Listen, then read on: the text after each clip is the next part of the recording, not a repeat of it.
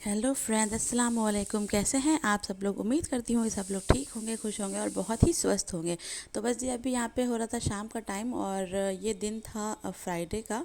तो बस मैं यहाँ पे अभी सब्ज़ी हस्बैंड जी सुबह लेकर आए थे, तो बस मैंने कहा लाओ इसको साफ़ कर लेती हूँ। तो क्योंकि फिर पता है सब्ज़ी अच्छी नहीं मिली। वही होता है ना, किसी पे भरोसा करो तो सामने वाला फिर धोखा देने लगता है। ये सब्ज़ी जहाँ से लाते हैं तो उन्हीं के से बार बार लेते हैं, लेकिन वो अब अच्छी सब्ज़ी नहीं दे रहे। उन्होंने सारे शलजम में पीले पीले पत्ते रख दिए और सोया में भी काले काले पत्ते थे और मेथी तो आधी से ज़्यादा ख़राब थी। तो बस मैंने शलजम और पत्ते अलग करके रख लिए थे और मैंने सोया भी जो ख़राब था वो एक पन्नी में डालती गई। पालक भी थोड़ी थोड़ी साफ़ कर ली और सोया अलग साफ़ कर लिया। और उसके बाद जो मेथी थी वो मैंने बिल्कुल आधी समझ ली अलग कर दी, क्योंकि इतनी ज़्यादा ख़राब मेथी थी कि बस क्या बताऊँ। तो बस मैंने अभी वो सब धोने के लिए रख दिया। अभी मैं धोऊंगी, पहले मैं जो बर्तन ख़राब हुए हैं वो सब बर्तन फटाफट धो लूँ, ताकि जो है मतलब इसमें बर्तन हाथ के हाथ ही धुल जाएंगे, वरना फिर सारे बर्तन मेरे मुंह पे पड़े रहेंगे।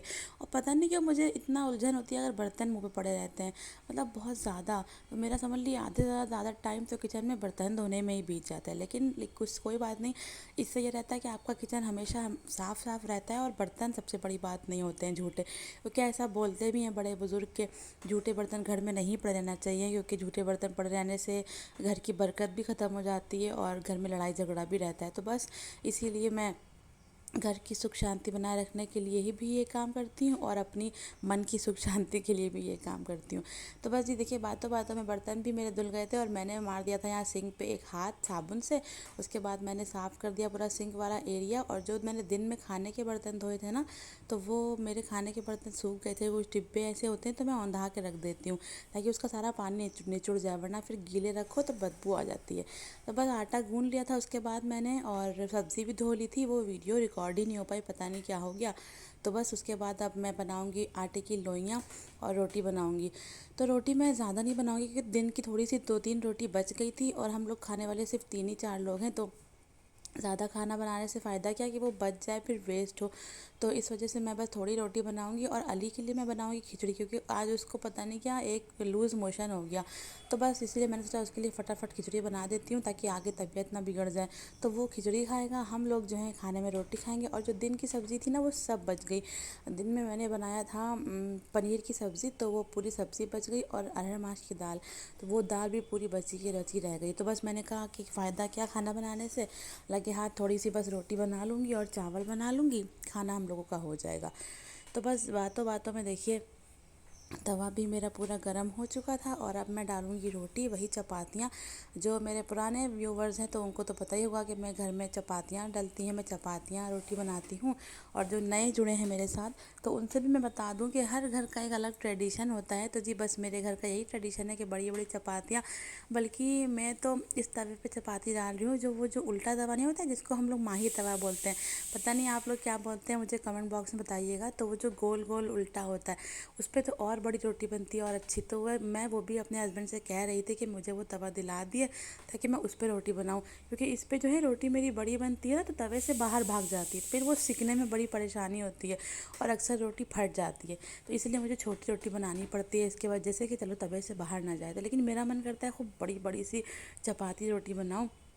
तो बस मैंने हस्बैंड जी से कहा था आप जब भी दिला दें, तो बस उसके बाद फिर उसी पे रोटी पकेगी। देखिए वाली रोटी भी फट गई, क्योंकि रोटी तवे से बाहर भाग जाती है और आज तवे पे आती है, तो जो तवे से अलग रोटी जाती है वो फट जाती है। इस वजह से बस कोई नहीं, ले लूँगी इंशाल्लाह, तो उस पर ही बनाऊँगी। तो बस भी मैं रोटी भी बन गई थी और मेरे दिन का थोड़ा मेरे हस्बैंड ने पास्ता बनाया था, तो बस मैं वही खा रही थी इस वक्त। और रोटी मेरी बन गई हाथ के हाथ। मैंने उधर का क्लीन काउंटर टॉप भी क्लीन कर दिया है। और उसके बाद जो मैंने रोटी में जो आटे का जो डिब्बा था, पास्ते की कटोरी थी और 2-3 प्लेटें निकल आई थी, और कढ़ाई में पास्ता बनाया था हस्बैंड जी ने, तो वो मैंने खाली कर दिया जो बर्तन थे।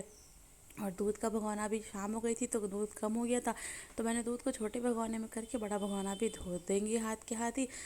तो बस उसके बाद जो मेरा मतलब उधर का एरिया भी क्लीन हो गया है, इधर का एरिया भी क्लीन हो गया है, तो बस मुझे बहुत सुकून मिलता है। और ये देखिए मेरी पता नहीं कौन सी आदत है, मैंने अभी बर्तन धोए थे और मैंने पूरा सिंक साफ़ किया था, और बस उसके बाद फिर मैंने बर्तन धोए फिर। लेकिन ये एक तरह से अच्छी भी आदत है, थक तो जाती हूँ लेकिन सही भी है कि चलो सिंक चमकता रहता है, क्योंकि सबसे ज़्यादा इन्फेक्शन तो सिंक में ही होने का डर होता है। तो बस उसके बाद देखिए अली को मैंने खिचड़ी पका के रख ली। अब इसको भूख लगेगी तो मैं खिला दूँगी। अभी मैं ज़्यादा ज़बरदस्ती नहीं करूँगी, क्योंकि थोड़ा सा पेट इसका बंद जाए। फिर बस मैं यहाँ पर आ गई थी अब अल्लू को पढ़ाने। और मैं अपने पी रही थी चाय एक कप, क्योंकि मुझे बहुत थकान हो रही थी। और मेरा क्या है, मैं कभी भी कुछ भी करूँ, अगर मैं एक कप चाय पी लेती हूँ तो मुझे लगता है मेरे सारे बदन की थकान जो है वो उतर गई। तो बस अभी अलविया को मैं यहाँ पे हिंदी की रीडिंग करा रही थी, और रीडिंग करा के फिर उसी का मैं डिक्टेशन बोल रही हूँ। क्योंकि मतलब थोड़ा सा अलविया का ये रहता है ना कि इंग्लिश तो लिख लेती है पर हिंदी में थोड़ी सी मात्राओं में अटक जाती है। तो बस इसीलिए मैं उसको हिंदी की रोज़ रीडिंग करा के और हिंदी का डिक्टेशन एक पैराग्राफ बोलती हूँ, ताकि उससे हिंदी भी अच्छी हो जाए उसकी, और लिखना पढ़ना आ जाए। बस आज की वीडियो यहीं पे एंड करूँगी। उम्मीद है आपको पसंद आई होगी। Bye bye.